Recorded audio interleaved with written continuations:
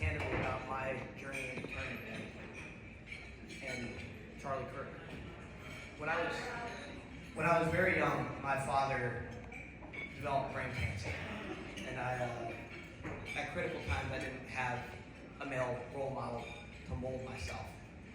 So in a feat of brilliance, I ventured to the internet to find that. And what could have made me a wicked cynic of the world and a bitter, secluded person, by happenstance brought me to Charlie Kirk.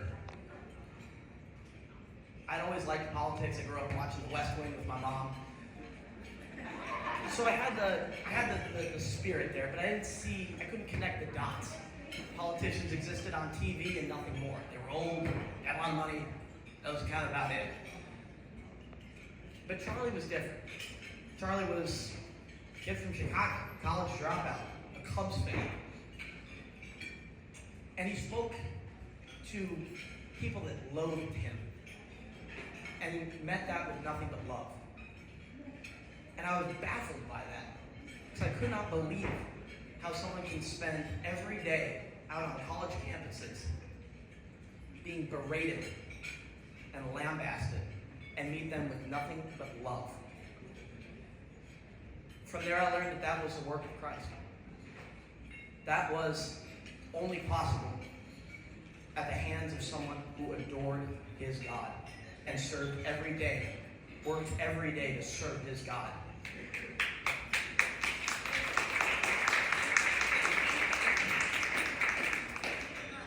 From there, I started going to church. Some days by myself.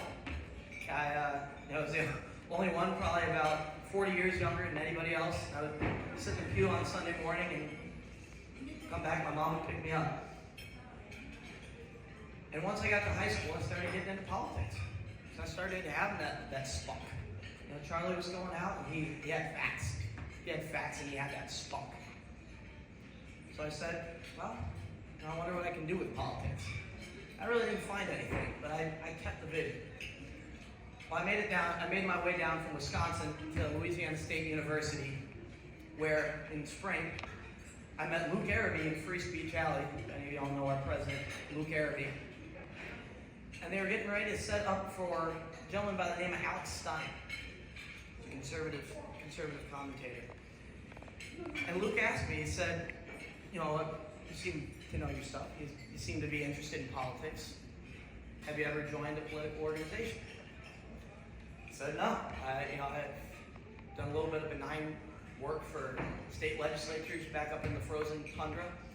But it never really occurred to me 3 years down the road that I could get involved with what Charlie Kirk had started. And he said, well, look, come to a meeting. We got a meeting this Thursday. Why don't you come on out?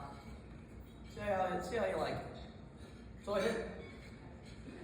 And from there, as someone who knew, at that time, frankly, not a lot of people on campus, I was welcomed with open arms, thanks to my zeal for politics alone and my care.